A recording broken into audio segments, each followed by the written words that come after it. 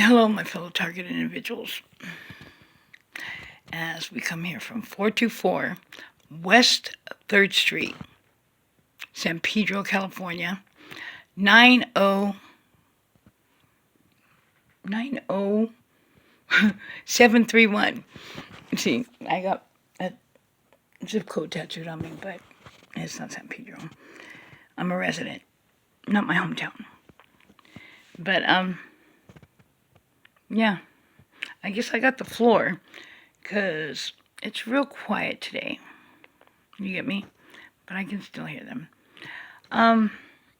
Gang stalked in San Pedro. She talked about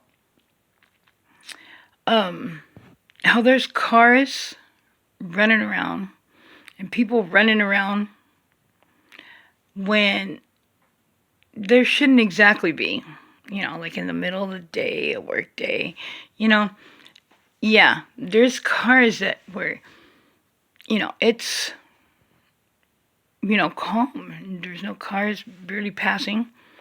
And then there's other times where it's a weird time where just cars are fucking just like everywhere. And that's when, they fuck with me when I'm trying to cross the street, trying to pump fear into me because of the accident. Sometimes they'll get like 4 inches and fucking, go behind me. That's real close for a car. But, yeah, even before the accident, the cars used to race me. But race me across the street. They could be more than a block away. Hey. But, well, anyways, yeah, she talked about how it's weird, how in San Pedro, when it's, quiet and shit. Or, let me give you an example. Years ago, during the night, if you took a walk, and it was like 2 o'clock in the morning, somebody would be out there, and I'm not talking to homeless people and stuff. On the weekend, people would be out there, at night and stuff like that, running around, hey. But then, it got quiet. You'd always see signs of life in San Pedro at night, but it got really quiet, real early in the night. I mean, nobody moving around, people trying to make, noise. I can still fucking hear. You get me? But, yeah, she talked about the cars, how it's weird. It's not right. And, well, it's the same way over here. They're here. I can hear them. But all eyes on me. Hello. Yesterday when I got home, well, not home. This is not my home. Maybe when I was raising my child. But, definitely not home. Home could be anywhere. Any country, any town, any state. I learned that Hawthorne's not just my hometown and my home team. I could be anywhere in the world. And if there's a home team there, or if there's somebody there that loves me and cares about me and takes care of me, not takes care of me like a slave, but takes care of me and makes sure I'm okay, I can feel at home. Right here, I have problems sleeping. But it's pretty funny. Okay, look, when the kids were growing up, if one of them was gone, I couldn't sleep. If they went with somebody when they were little, I couldn't sleep. If one of them was up, no sleep. And I slept real good. I could fall asleep when I was young in front of apartments. And somebody would always call Chapo or that's Shorty's dad. I slept on their floor growing up. Or somebody would pick me up and take me home. I mean, literally pick me up. But I slept real good there. And yeah, because it felt good. You know, I felt secure. I didn't question anything about anybody walking around on the streets, anybody that lived around us. I slept like a baby. Okay. Long Beach, I pretty much slept like a baby too. And my house was right next door to a bar. I used to work there, by the way. And right across the street from a bungalow motel where people from different gangs would come and sell crack. I could talk about it now. The motel is gone. You know, a lot of people have died, got killed. But, you know, prostitutes running around, gangbangers from different gangs, people selling rock. You know what I mean? It was always like popping out on the streets. And, you know, I'm not stuck up. I'm not inviting people in my house. But, you know, I knew everybody, you know. But I slept like a baby. Slept like a baby. Why? You know, that place was really, it was probably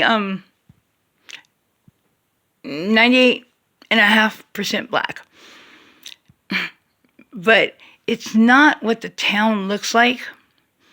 It's the people. You know, a lot of them were on crack. A lot of them were into their own thing. It didn't matter because it's your core. When you're a good person at your core, do you get what I'm saying? I mean, you know, people from Insane have came up to me and told me, hey, you know what? Go to work, make sure you get your kid, you don't hang out on the street, you know, put your kid at the babysitter's, make sure they don't go out too. And when you come home, get your kids, go in the house, and don't come out. And I just wouldn't question. You know, I just figured, yeah. And then I'd hear gunshots. So we were pretty protected, you know. I mean, people loved us. Yeah. But, so it's not so much that it was a ghetto and what people were doing, because that's none of my business. You know, it was the people. They were good at their core. And neighbors are supposed to watch out for each other. And, you know, the motel across the street, if I seen a cop pull up and shit, I'd be like dialing the phone. Hey, there's a cop over, da-da-da-da. Oh, thank you. You know, and they let whoever know. You know, because they were good people. So, you know, they watched out for me in certain ways. I watched out for them. You know, that's the way it's supposed to be. You get me? But over here, I've never gotten good sleep. I've never gotten good sleep. You know, even before they would fucking torture me and wake me up, I couldn't sleep easy here. So I think it's, you know, I mean, I was diagnosed with insomnia in 2nd grade. I would stay up for days, just sitting on the corner of my bed, you know, watching the shadows, which now that I'm older, I think they were bad spirits because they made me feel really, and you know how like bad spirits will feed on stuff. Yeah, so, but they diagnosed me with insomnia, and off and on throughout the years, growing up, you know, up until, and now, it depends on where I lay my head. Who's around and what's happening. I've never felt like I could sleep like a baby here. Yet, you know, I could go over Wino's and he could be on the next couch watching the game and I could sleep like a baby. I mean, good sleep, where you wake up refreshed. You know, I could be in TJ and go pass out in the back of, you know, Nacho's truck and sleep. You know, I could be on a cot, you know, in his girlfriend's kitchen. Anywhere. I can sleep really well. As long as I know that I'm around, you know, people that give a fuck and that I don't have to question, you know, in my head, because I know they're not doing me harm and they're going to protect me. you know, yeah, then it's home. And it feels like home, and I can sleep. You get me? I mean, but since the targeting, I don't get no refreshed sleep. No, not at all. No refreshed sleep. Unless I go over someplace else to take a nap. Then I feel refreshed. I mean, even if it's like 20 minutes, I could be somewhere else and, oh yeah. But, well, anyways, not to lose focus. What was I talking about? Well, anyways, I came and I didn't even get in the door before I started getting shocked on my fingers and my hands. And you know how it imitates Morgana's disease? Yeah, and you can see it. Well, there's no light in here. You can see, exactly where it shocked me, And, man, all the shocks and the burning last night, I can still feel everyone right now.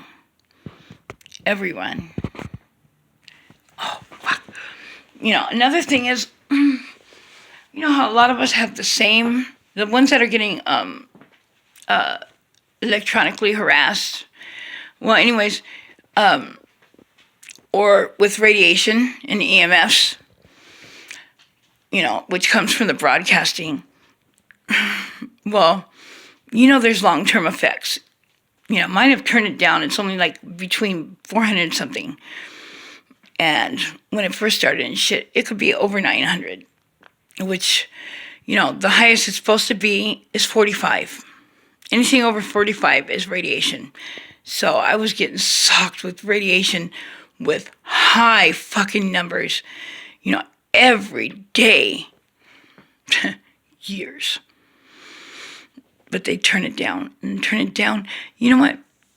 And when they turn it down, it doesn't make a difference because the long-term effects, you can't fucking go back and, fix those so they don't exist no more.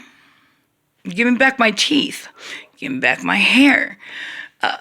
Stop making me nauseated. My bones, my joints, my nerves, a lot of us might have cancer and not know. Because this shit changes your DNA. It changes your DNA. It could give you cancer, leukemia, all kinds of shit. The fucking radiation. I don't know. But one thing that I noticed that they don't even put when you look it up, and it might happen for other people too. Okay, your body weight. You know what makes you gain weight and get fat. Some of us, like myself, fat, thinned out, fat. I've been 363 pounds before. And I got diabetes. I don't have it now. I had to lose weight because, I'm an ex-heroin addict. And I'm not fucking waking up to a hypodermic needle every day, And my kids were younger. Well, one was out. But, I wasn't going to wake up to having to touch a needle every day. So, I lost weight. I had to lose weight. But I got sicker in different ways because I went down to 96 pounds and I got so nauseated that I couldn't eat, and I tried to force myself to eat, for my daughter. My daughter would, Mom, a hamburger, but I couldn't eat. I went down to 96 pounds. Okay. With this nausea, I can eat. It's weird. But the one thing is that your body. You know what makes you gain weight. And I should be fat. For the last couple years, I should be fat.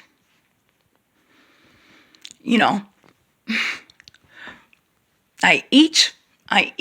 Sometimes this shit makes me so fucking hungry. I eat and I eat and I eat. If I don't have food, that's the only time I don't eat.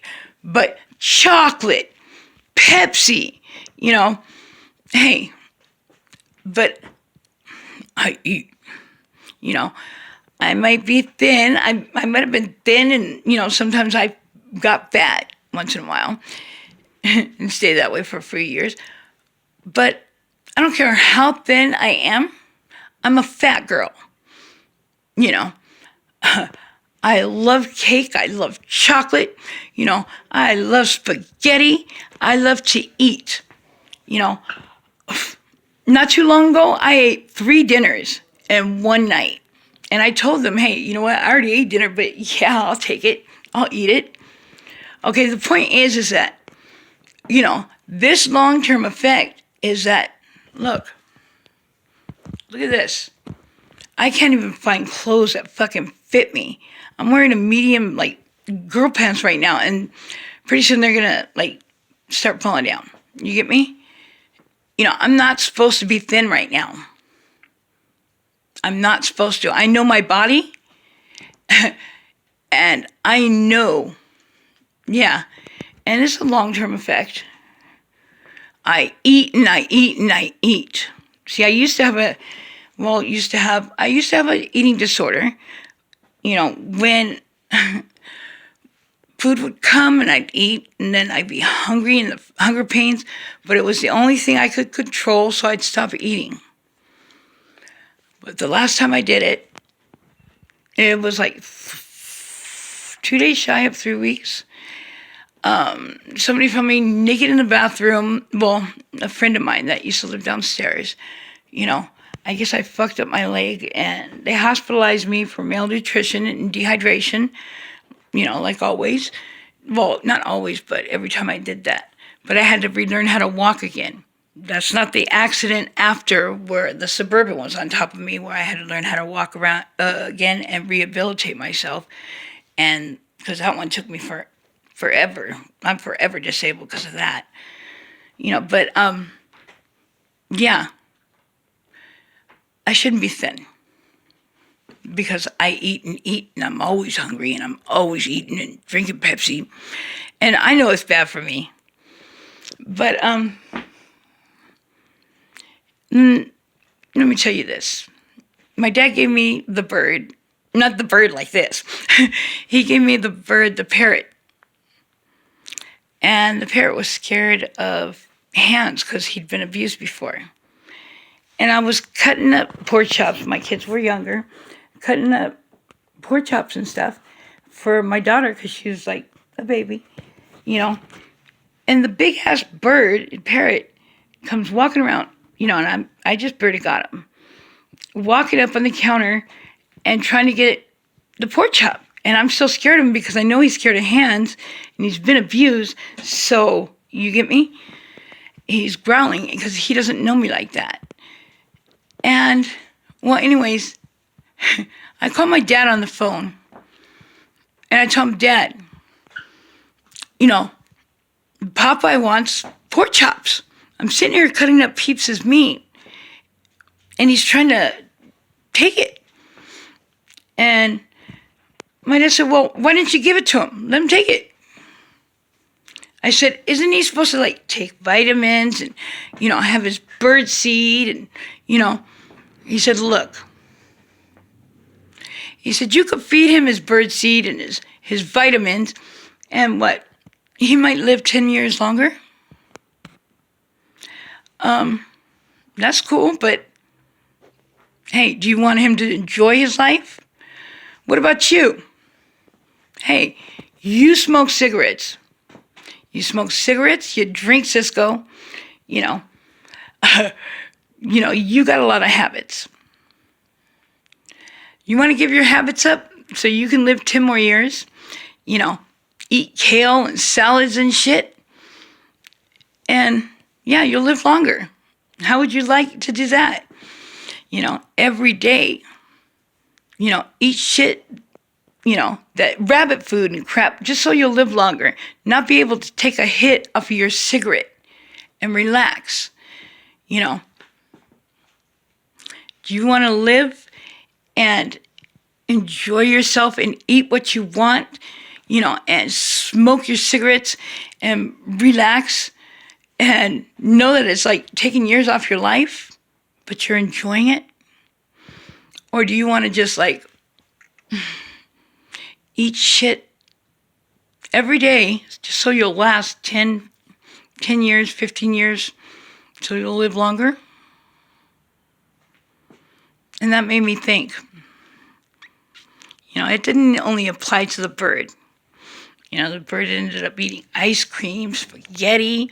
That bird loved food. But, and got used to me touching him. And sometimes I'd pass out in the living room and the bird would be right on top of me. But, regardless, yeah.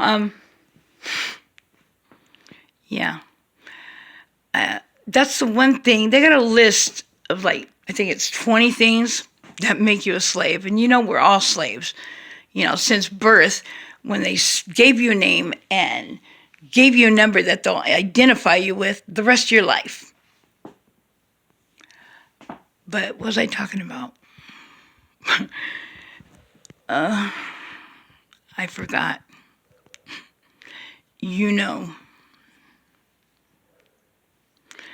But, I know we're all slaves, but I forgot what the point of what I was telling you. Oh, okay. There's a list of 20 things that make you a slave. And you know what? The only thing is that I don't care what I put in my body. And I know there's a lot of GMOs. There's fucking fluoride in the freaking water. And fluoride can eat through fucking metal. So, yeah, that's another thing, But, they have questions like, do you question everything? Do you, but that's the only thing I was guilty of, is not caring what I put in my body. I know the meat's got silicone, and there's, little bits of that, what's that shit that kills rats and stuff? Yeah, I know it. But I'm dying already. I've died quite a few times, different ways. But God always brings me back to this world, and I used to get angry, except for last time. And I thought God was rejecting me. But people kept telling me He's bringing you back for a reason. You got a purpose. And I always thought it was my kids. But it's not. It's not my kids. This is it.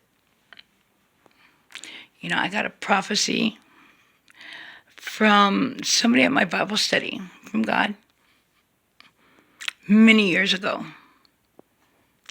And I've never read this part in the Bible, but it's about Shadrach, Meshach, and Abednego going into the fire and coming out unscathed. And she told me, just like they went in the fire and came out unscathed. So shall you. So my whole life since then, I've been like, this has got to be it. This has got to be it. The prophecy that was given to Veronica to tell me. But it's not. This is it. And it hurts. It's very painful and it's very frustrating. But like I said, after the accident, God changed me in ways that, I used to make fun of girls. No, with the homeboys, not, But, crying is not so bad. Being an empath, it's very tiring at times. But crying is not so bad. Just because you cry doesn't make you weak. My son's mom told me, you've never been a crybaby. People that have known me. But you know what? It's okay. I like myself. I love myself. Not in a cocky-ass way. But I love who I am. So it's okay. You know what? I'm all over the map. But look at this. I couldn't find no clothes. I couldn't find no clothes. I like the hoes without the clothes. When you put 'em on, I want to see you gone. But, yeah, I shouldn't be thin. Peace out, my fellow target individuals. Empowered people, the chosen ones.